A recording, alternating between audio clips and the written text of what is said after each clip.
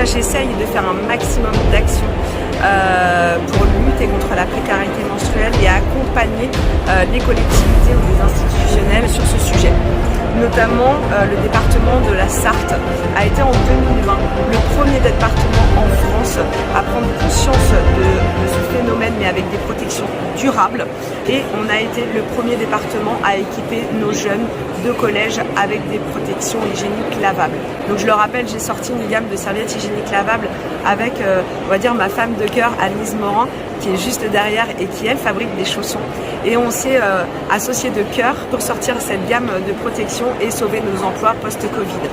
Et le département de la Sarthe s'est dit, voilà, il y a nos jeunes qui ont des problèmes ou le non-accès à ces protections. Il y a 2 femmes entrepreneurs sur notre territoire qui développe une gamme de serviettes lavables en coton bio et en fait la relation s'est faite comme ça via notre département. Donc monsieur le meneur nous a signé un bon de commande de 9000 unités de serviettes pour équiper nos collèges en Sarthe. L'action ne s'est pas arrêtée ici, puisque le département voulait vraiment accompagner nos jeunes avec ces serviettes qu'on allait leur donner, et que ce n'est pas un don pour un don, mais vraiment leur expliquer que c'était pour durer toute leur année de collège, voire même un peu de lycée, puisque mes produits, je le rappelle, ont une durée de vie d'environ 5 ans. Et donc on a construit toute une communication autour de ça, des protections durables.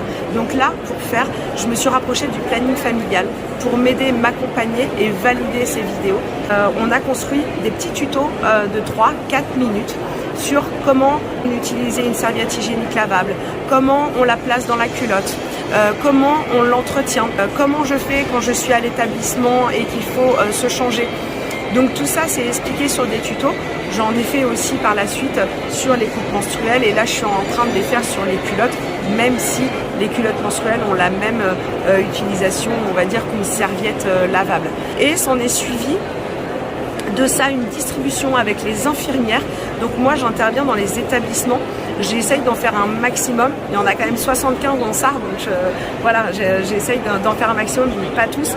Mais là du coup c'est les infirmières qui viennent en relais de moi, où je leur donne tous ces tutos vidéo là, les informations, on se téléphone et elles font la distribution auprès des étudiantes, souvent en montant un atelier autour de la précarité menstruelle.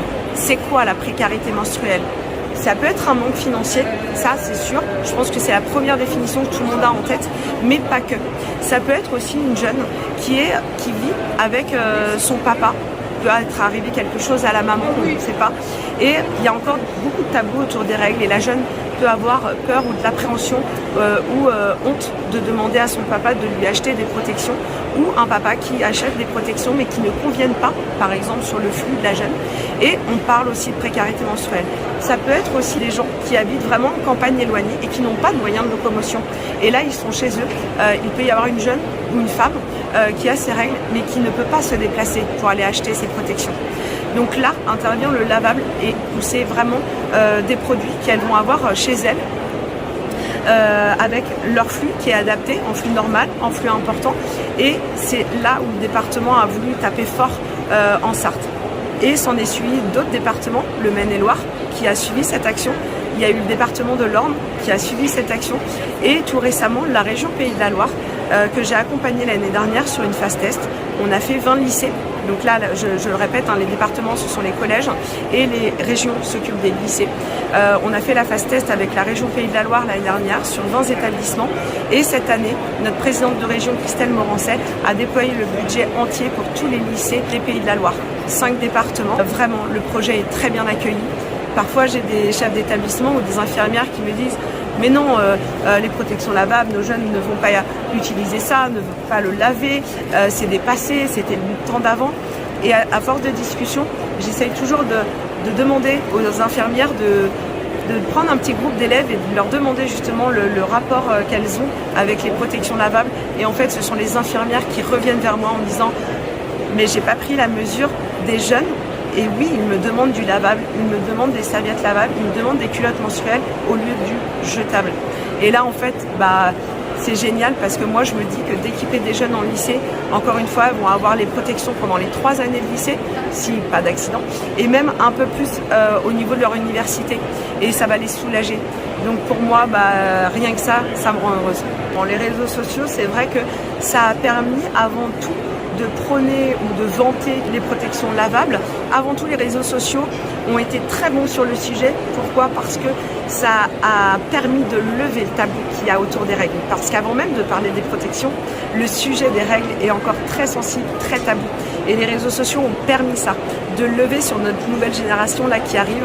Moi, j'en rencontre là en salon tous les jours. On en a vu une tout à l'heure, une jeune fille. Il n'y a plus d'appréhension de parler des règles. On parle de nos règles avec des personnes qu'on connaît même pas et qui sont à l'aise sur le sujet. Donc ça, déjà, c'était très bien. Et du coup, de lever ce tabou, et du coup, effectivement, il y a eu après des marques, la mienne et d'autres, qui ont fait des publicités ou qui fabriquent aussi. Je suis pas toute seule à fabriquer des protections, en tout cas des culottes menstruelles françaises, je suis pas toute seule. Et du coup, en fait, que tout le monde fasse de la publicité autour, etc., ça a alerté les jeunes. Et comme je le rappelais tout à l'heure également, cette étude de 60 millions de consommateurs sur, attention, les protections hygiéniques jetables non bio, il y a beaucoup de produits chimiques, faites attention à votre corps. Donc c'était maintenant il y a 4 ans et demi, et c'est à cette époque-là en fait que tout s'est enchaîné, de trouver des produits beaucoup plus sains pour le corps des femmes et du coup beaucoup plus durables.